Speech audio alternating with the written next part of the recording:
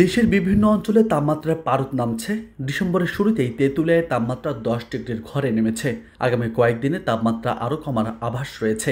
এর মধ্যেই চলতি ডিসেম্বর মাসেও দক্ষিণ বঙ্গোপসাগর ও তৎসংলগ্ন এলাকায় ১ থেকে ২টি লঘুচাপ সৃষ্টি হতে পারে, যার মধ্যে একটি নিম্নচাপে ঘনীভূত হয়ে ঘূর্ণিঝড়ের রূপ নিতে পারে।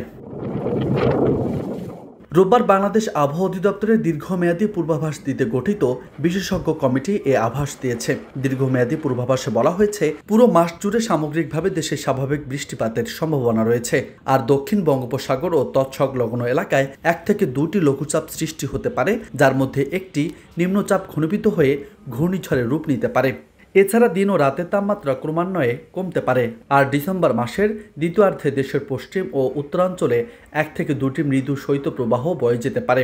সে সময় তাপমাত্রা কমে হতে পারে ৮ থেকে ১০ ডিগ্রি সেলসিয়াস, আর মাঝারি শৈত্যপ্রবাহে তাপমাত্রা হতে পারে ৬ থেকে ৮ ডিগ্রি সেলসিয়াস।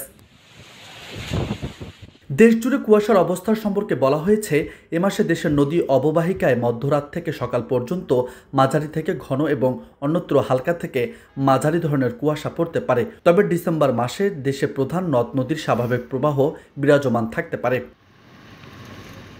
অন্যদিকে কৃষি আবহাওয়ার বিষয়ে জানানো হয়েছে, এ মাসে দেশের দৈনিক গড় বাষ্পীভবন হবে ২.৫০ থেকে ৪.৫০ মিলিমিটার, আর গড় উজ্জ্বল সূর্যকিরণকাল ৬.৫০ থেকে ৮.৫০ ঘন্টা থাকতে পারে।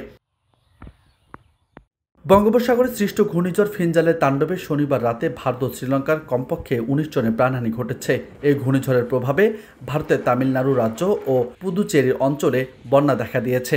এছাড়া গত অক্টোবরে ঘূর্ণিঝড় ডানা উড়িষ্যা ও উপকূলে আঘাত হানে।